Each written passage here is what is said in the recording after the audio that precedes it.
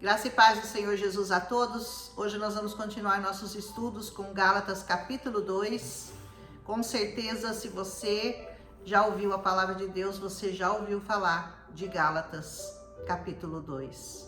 Esse capítulo eu vou dedicar para você, Amanda, porque você pediu para eu me lembrar de você quando eu fosse gravar esse capítulo.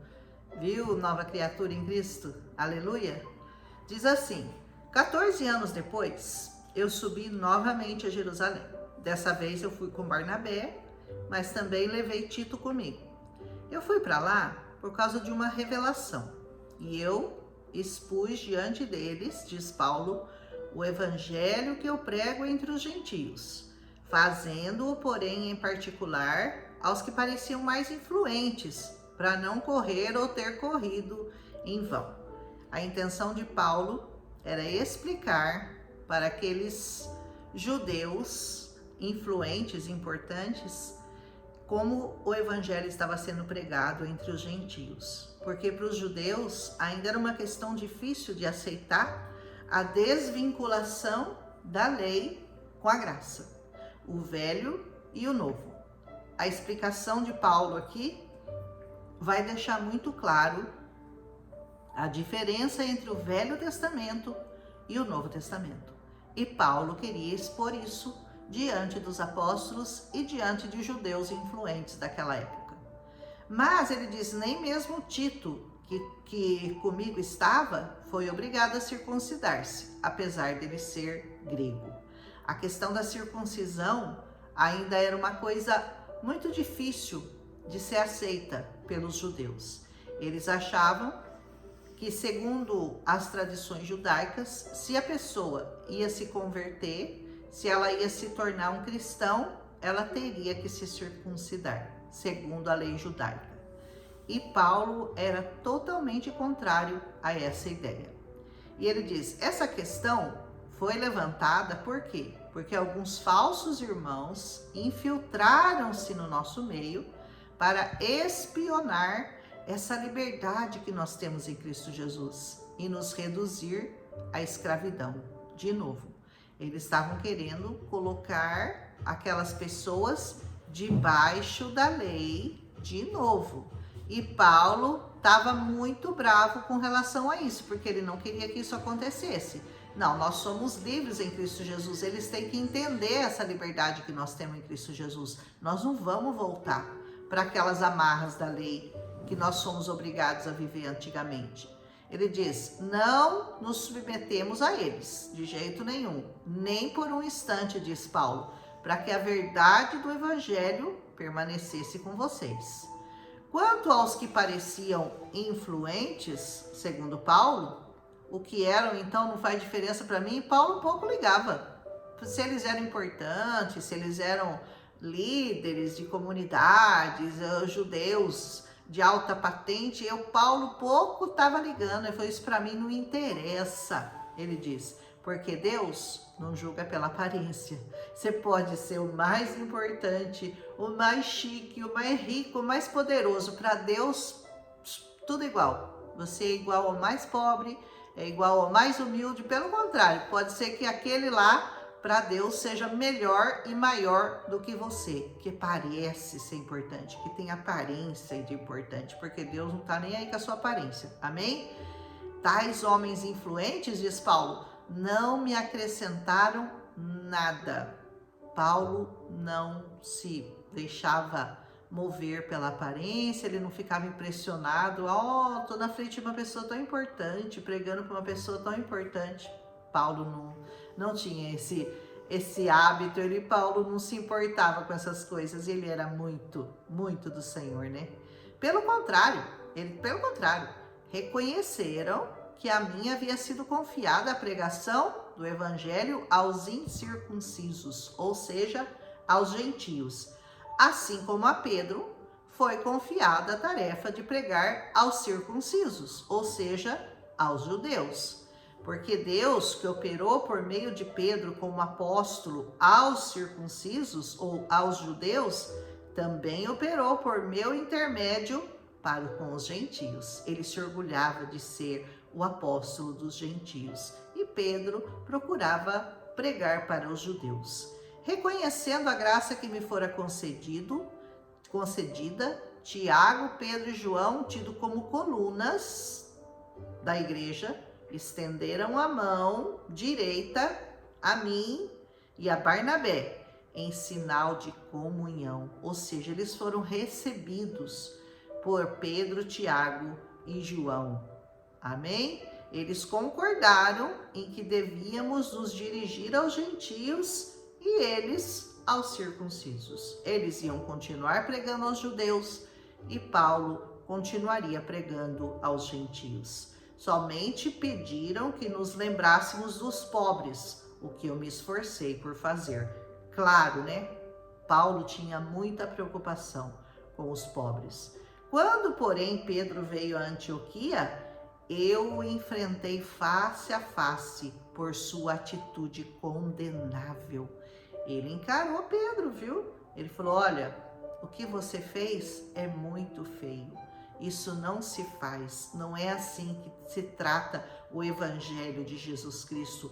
Olha só a autoridade de Paulo, ele enfrentou Pedro, o apóstolo.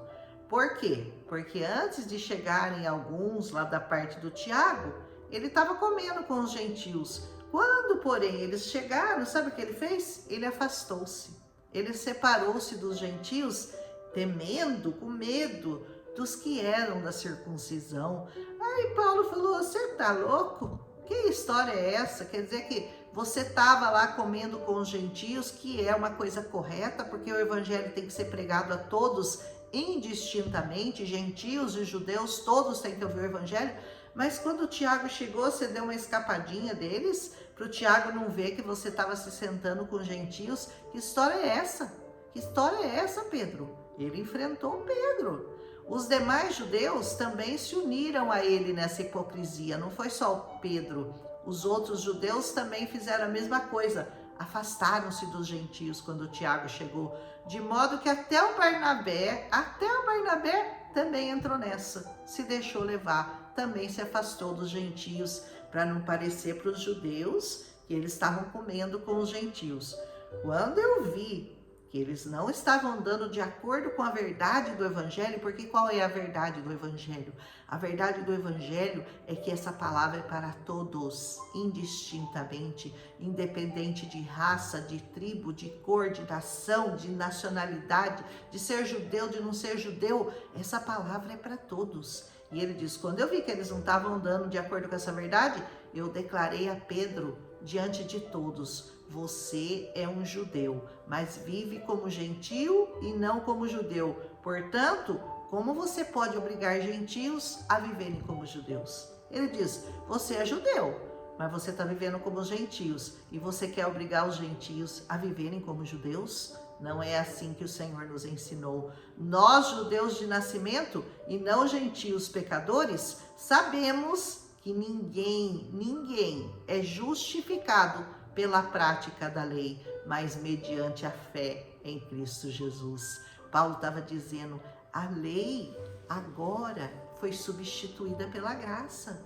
Nós estamos debaixo da graça. Não podemos obrigar gentios a viverem de acordo com a lei judaica. Nós não podemos obrigá-los a circuncidar, obrigar a fazer todas as práticas judaicas, a sacrificar animais, senão nós vamos voltar lá para o tempo dos judeus e vamos fazer tudo que Moisés fazia. Não é mais assim, agora é graça, não é mais lei. Assim, nós também cremos em Cristo Jesus para nós sermos justificados pela fé em Cristo. Você é justificado de uma única maneira, pela fé em Cristo e não pela prática da lei. Não pela prática da lei, porque pela prática da lei ninguém será justificado. Ninguém vai ser justificado cumprindo a lei judaica. Se, porém, procurando ser justificados em Cristo, nós descobrimos que nós mesmos somos pecadores, será Cristo então ministro do pecado? É isso que vai acontecer? Se nós então começarmos a praticar a lei, é claro, nós vamos descobrir que nós somos pecadores, então Cristo vai ser, nesse caso, o ministro do pecado? É claro que não é assim, né? De modo nenhum. Nós somos livres em Cristo, nós estamos debaixo de uma nova lei, de uma graça. de um perdão imerecido. É isso que você tem que entender.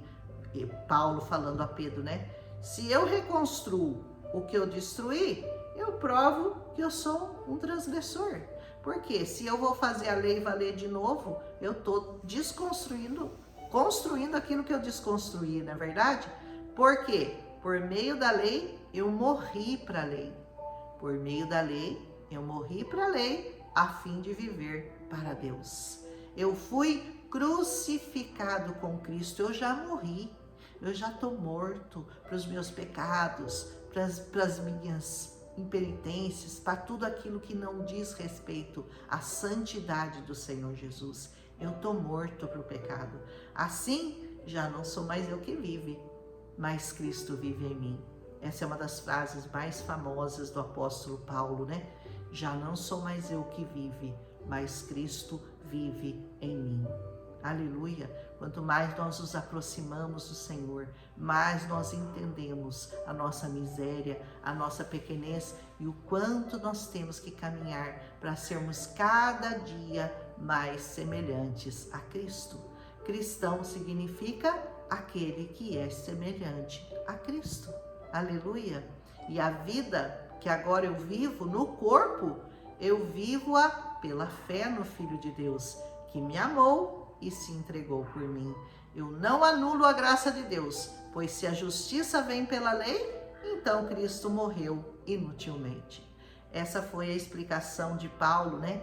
E foi a chamada de atenção que ele deu em Pedro, quando Pedro, tentando agradar aos judeus e não a Deus, ele tentou se afastar dos gentios quando Paulo esteve lá com ele e ele tentando mostrar aos judeus, não é bem assim, a gente está em Cristo, mas a gente ainda obedece à lei. E Paulo falou, para com isso, Pedro, para com isso. Não é assim, você não pode negar esse evangelho, você não pode negar a obra de Cristo na cruz. Nós morremos, agora nós temos uma nova vida, e a nossa vida é Cristo, Cristo habitando em nós. Esquece a lei já passou, aquele tempo que apontava para Cristo já passou. O Senhor Jesus cumpriu toda a lei. E todos os pecados do mundo ele atraiu para ele. E se nós agora queremos ser cristãos, nós temos que ser iguais a ele. Aleluia! Eu gosto muito desse capítulo de Gálatas. Certamente você já ouviu falar desse capítulo. E se você entendeu essa palavra, você vai entender que agora você não vive mais, a sua velha criatura morreu e você vive uma nova vida, a vida de Cristo revelada em você.